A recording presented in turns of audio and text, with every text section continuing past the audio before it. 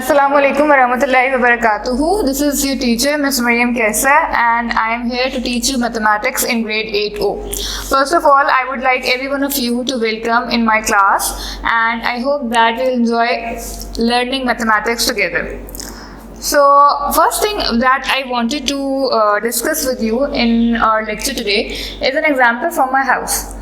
I would like to share one example with you that the total consumption of the milk packs weekly is 3 packs. Alright, so last year some of my relatives visited us, and remember that we are only 4 persons in a house, right? So last year 4 persons visited us, and they stayed for like 2 weeks with us, right? So obviously if they are staying with us, they are sharing the food with us, right? Okay, so the consumption of milk would increase or should it decrease? Just think about it. Obviously, yes, it would increase, as previously we were only 4 persons and 3 packs of milk were consumed per week. But now, since we were 8 persons, then how many milk packs should be consumed in a week?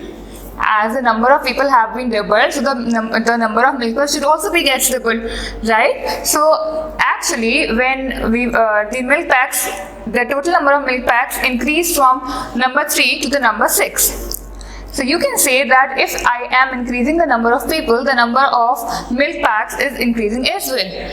This is something which we are going to learn today in our lecture. What do we call it and how do we represent it? So let's begin with the lecture. Okay, let me share an experience of mine with you. So there was a get together with friends. As after our exams, we decided to have a get together at one of our friends' place. So everyone was bringing some delicious food with them, and I was supposed to bring donuts for all of my 6 friends who agreed to come in the party at first sight. So as we gave the invitation to all of our friends, but at first only 6 were agreed to come to the get together party. Okay, so as I was supposed to bring the donuts for all of my 6 friends, I took 600 rupees from my mom. So as to buy 6 donuts for my friends, I have to take 600 rupees. As I was going to the shop, I met one of my friends who was coming to the party already, and informed me that 6 more friends were coming. So obviously I had to go back and ask my mom to give me more money, right? Because I cannot just buy 6 donuts for other 12 friends. I have to have the 12 donuts for all of my 12 friends. So I need to go back to my mom. When I go back to my mom, can you guess how much more money did I ask from my mom? Just try, let's guess. I had 600 rupees before, and I was going to buy 6 donuts from that 600 rupees. Now 6 more friends are coming. So you can guess it? Yes, you're right. I asked her to give me 600 more. Okay, so as to buy 12 donuts for each of them. As previously only 6 friends were coming and now 12 were coming, which means the total number of friends gets doubled, and the price should also be doubled in order to buy for all of them. If I just took 600 rupees and go to the donut shop and say that please give me 12 donuts for rupees 600, would he give me?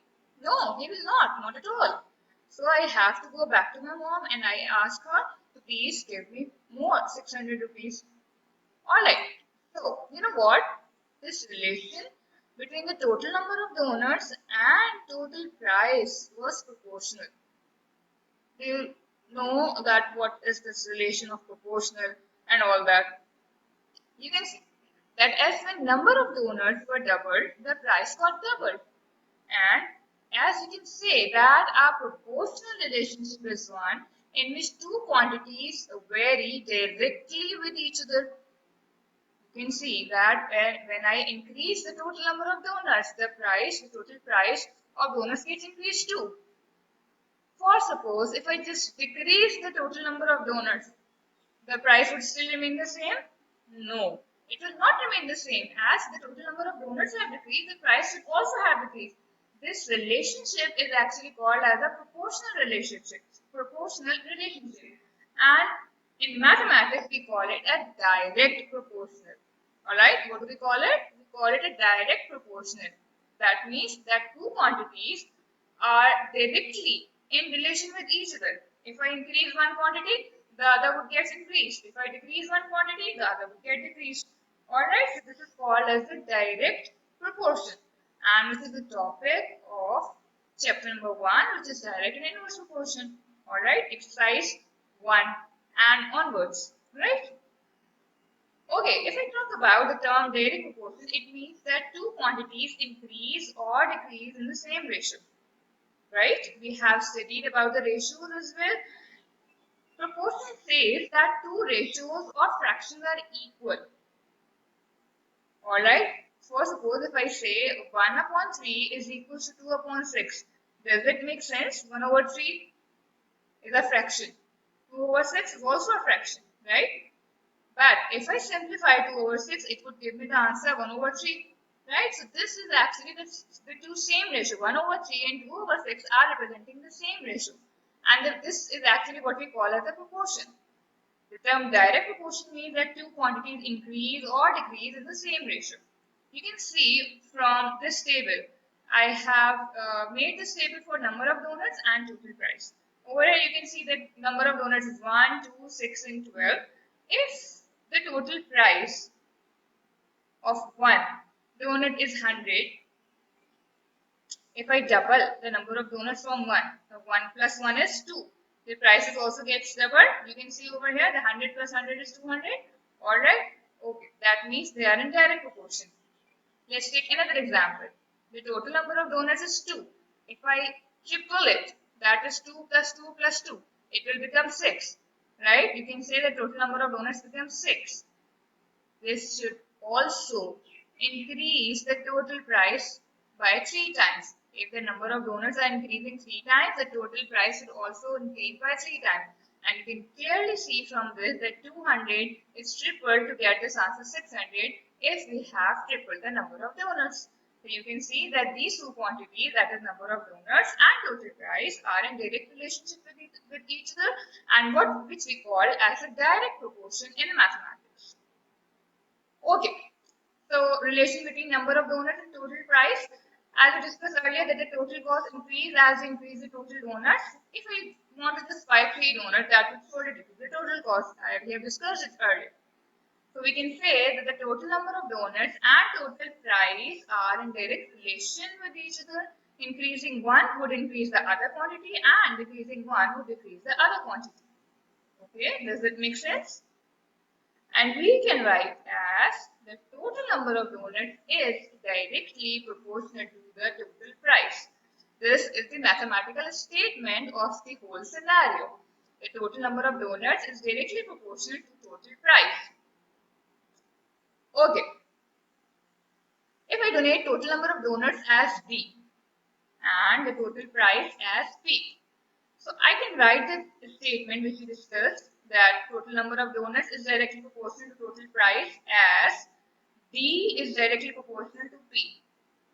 I hope that there is no confusion that P is actually representing the total number of donuts, which is the first variable over here, and P is representing the total price. So I have just replaced total number of donuts by D and total price by P. So D is directly proportional to P. So here this is directly proportional to, has been replaced by the symbol. What is the symbol about? This symbol is called as the symbol of proportionality. Alright, so this just remember this symbol with you guys. Just remember the symbol, as we will be using this symbol very frequently. And in our chapter number 1, we're directly proportional, and obviously in some more topics as well. So do remember this symbol of proportionality, as everything depends upon the symbol of proportionality. Alright.